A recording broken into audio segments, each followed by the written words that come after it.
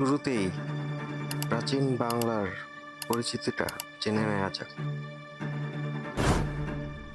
বাংলা নামটি মূলত মুসলমান আমলে প্রচলিত হয়, বিশেষত শামসুদ্দিন ইলিয়াস শাহের আমলে। এর আগে এই জনপদের বিভিন্ন অংশ বিভিন্ন নামে পরিচিত ছিল, যেমন উত্তরবঙ্গ প্রথমে পুন্ড্র, পরে বরেন্দ্র, পশ্চিমবঙ্গ প্রথমে সুষম, পরে রাস, পূর্ব দক্ষিণ অঞ্চল বঙ্গ এবং মেঘনা পূর্ববর্তী এলাকা সমতট নামে পরিচিত হতো। ভারতের এই পূর্ব জনপদের রাজধানী ছিল মূলত গৌড়, যা বর্তমান বাংলা। মুসলিম বিজয়ের সময় এর নাম হয় লক্ষণাবতী।